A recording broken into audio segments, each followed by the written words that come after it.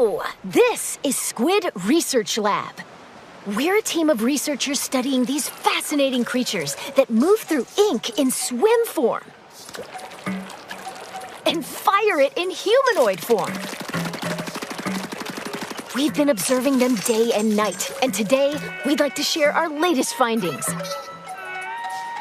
This report is about a particular group that spends its days hunting for treasure across a mysterious archipelago.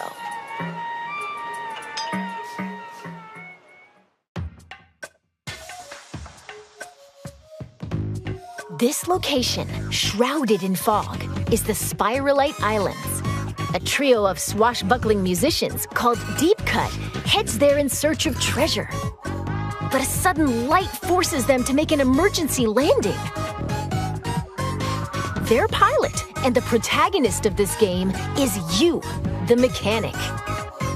Hired by Deep Cut for being super handy, it seems the mechanic eventually got roped into treasure hunting too.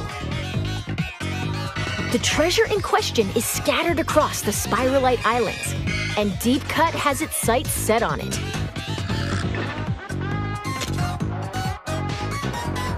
As you can see, the terrain and environment vary from island to island.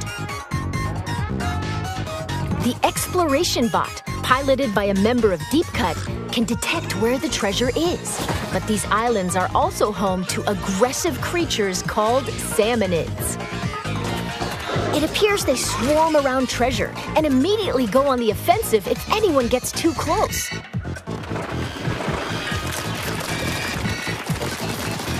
So if you want the loot, you can't avoid dealing with the salmonids. But if you can defeat them, the treasure is yours for the taking. Fend off the ferocious salmonids, and you can get all sorts of items and goodies. That's treasure hunting in a nutshell.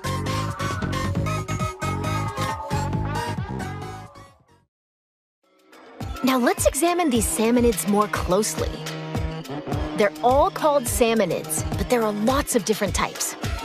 Let's go over them. First, lesser salmonids. We've got ones with spoons, frying pans, and tongs. Ones that bounce on springs. And ones that get in your face and explode. As their name implies, lesser salmonids aren't much of a threat on their own, but they attack in hordes, which can be challenging. Next up, boss salmonids. They're a little beefier than their lesser counterparts. Take the scrapper, for instance. It faces you head-on, and its front is well protected. Keep using ink to stun it. Then circle around and take it down. That's the trick. In addition, the salty tongue is super sturdy and deals lots of damage. The salivator flies through the air and creates whirlwinds. The smoker produces fumes to protect its allies, and more. We've discovered quite a few of these boss salmonids. Oh, when you defeat a boss salmonid, they drop this big thing called a mega power egg. Power eggs obtained from salmonids serve as energy for the exploration bot to dig treasure. And apparently, each mega power egg is worth 100 regular power eggs. Huh? The exploration bot started digging.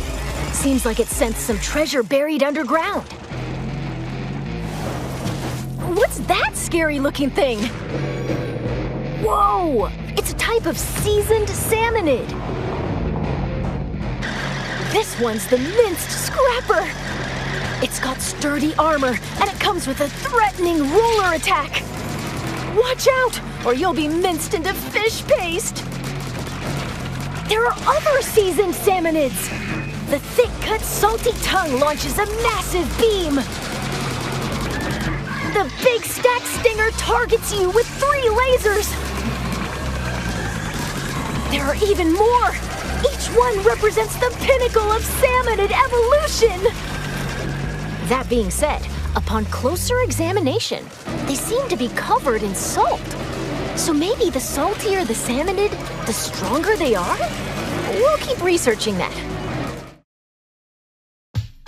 Phew! After battling salmonids, it'd be nice to relax and just enjoy the ocean view. But we should probably gear up for the next treasure hunt.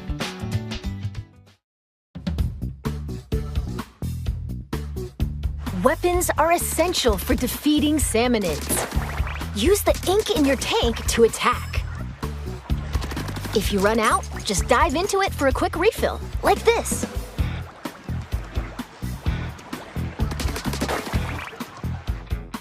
There are over 100 weapons to choose from.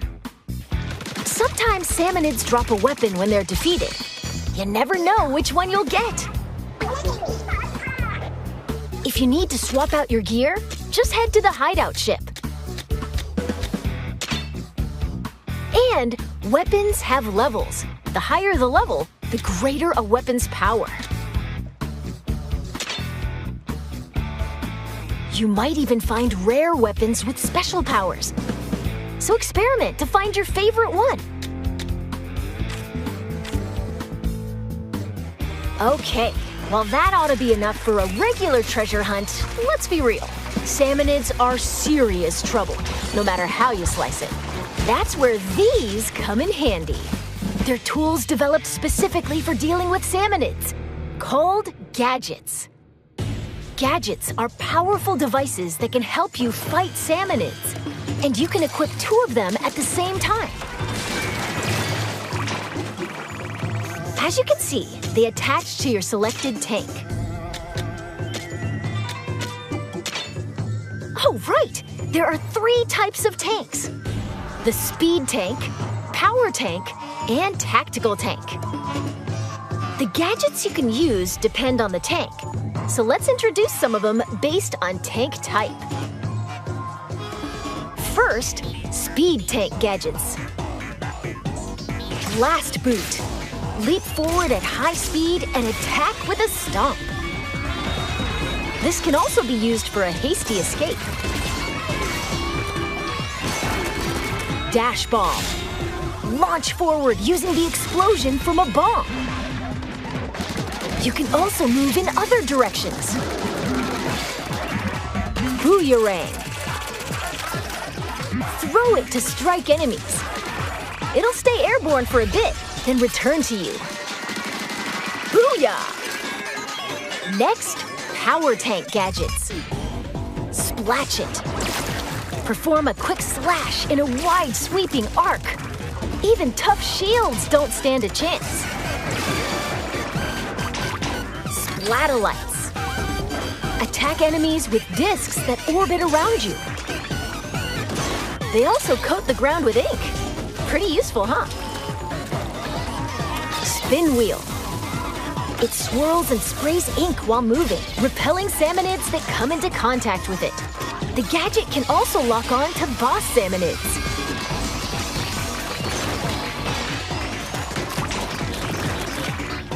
Finally, tactical tank gadgets. Shot pot. Once it's set, it'll automatically attack enemies. Don't let your prey get away. Bombloons. Link them together, then fire at them for an explosion.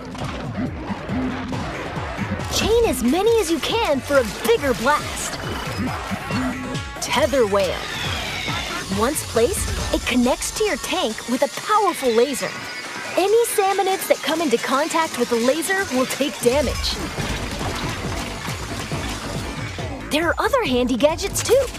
Whenever you use one though, a cooldown begins, so you'll need to wait until you can use it again. Keep that in mind. After all, the first step to becoming an expert gadget user is knowing when to use them. And the true value of gadgets lies in customization. You'll need gadget parts for that. Take this booyarang we introduced earlier, for example.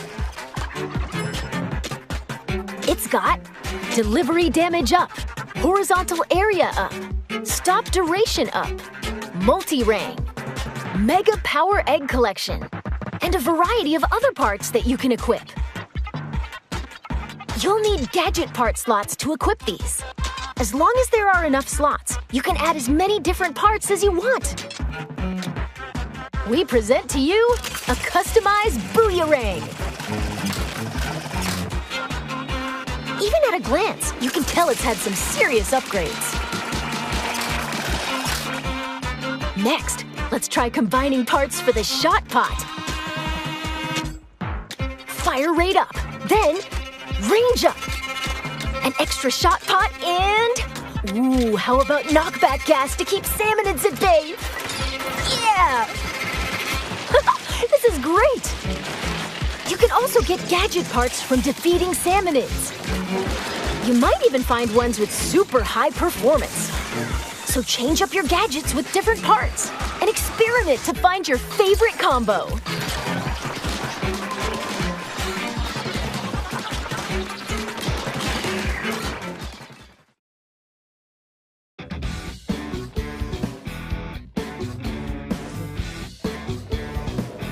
Okay, now that we're all kitted out, let's pick the destination of our next treasure hunt. Every location has more than a few peculiarities. For example, there are locations where you'll need to collect lots of power eggs and mine for treasures in a wide open area. There are also dens swarming with salmonids.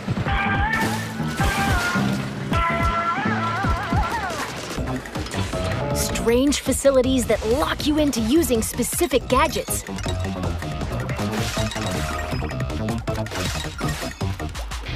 And ruins where you'll dig deeper and deeper underground. All sorts of challenges await across the Spiralite Islands.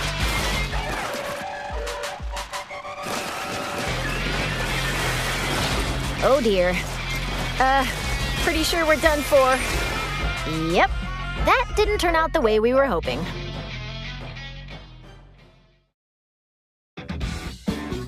So the salmonids bested you, huh? Well, don't give up. The mechanic can get stronger in different ways. Even if your raid didn't go as planned, you get to keep any experience points, as well as weapons, items, and so on. By gaining experience, you'll level up and become stronger. So get back out there and show those sinister salmonids who's boss. And with the spoils from your treasure hunt, you can add different facilities to the hideout ship. For instance, the Mechanic's Shack. You can upgrade your tank and increase stats like damage and HP. Looks like tanks also get stronger the more you use them. Keep at it, and you'll be able to equip tanks with 3 gadgets. There's plenty of potential left in these tanks. Plus, in the Gadget Workshop, Shiver can help you craft new gadgets. And in the Weapon Stash, Fry can assist with upgrading weapons or turning them into materials.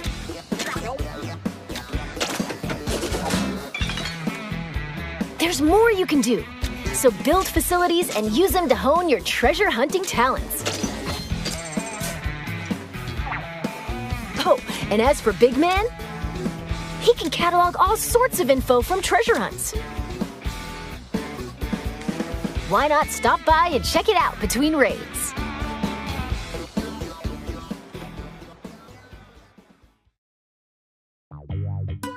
Let's go over some other features that'll make treasure hunting even more enjoyable. First, your outfits. While trekking across the islands, you can obtain outfits with all sorts of designs. Looking stylish is essential, no matter where you are. If you tap Amiibo figures from the Splatoon series, you can get an outfit with a unique design.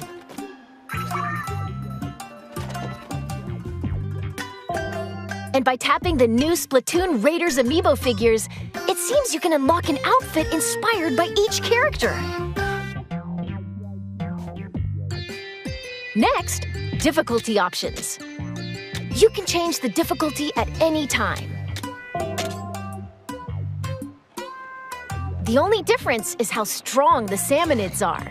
The loot you get doesn't change, so choose the difficulty that's right for you. Now, about multiplayer.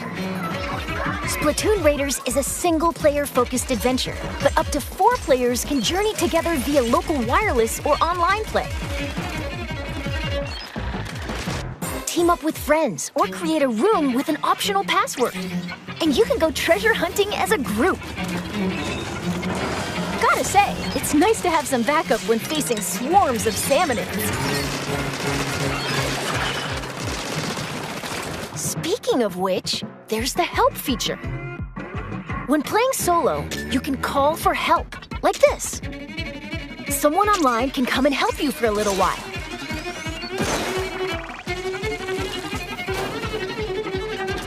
But once you finish a raid after using Call for Help, you can't use it again for a bit. So you might want to save it for really tricky moments. You can also answer someone else's help request. If you do, you can receive some nifty in-game rewards.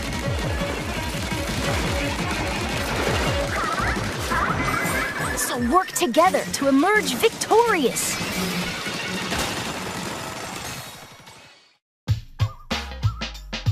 Finally, let's talk a little about some special treasures hidden across the Spiralite Islands. While you're adventuring, you might find treasures like these. They're called Salmonid Relics. Huh, wonder what that strange power is. Whoa, that's a whole lot of moolah. Many relics like these are scattered across the Spiralite Islands. Doesn't look like these 3 are going anywhere until they're swimming in treasure.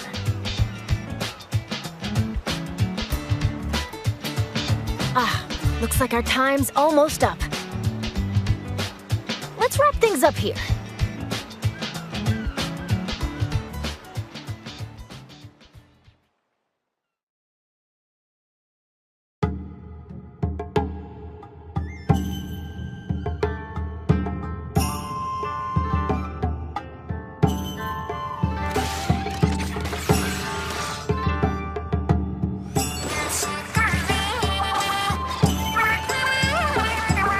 Goodness, there are still so many unknown areas across the Spiralite Islands. And it seems that among them, there are places that appear almost bottomless. Wonder what's beyond that thick cloud of fog.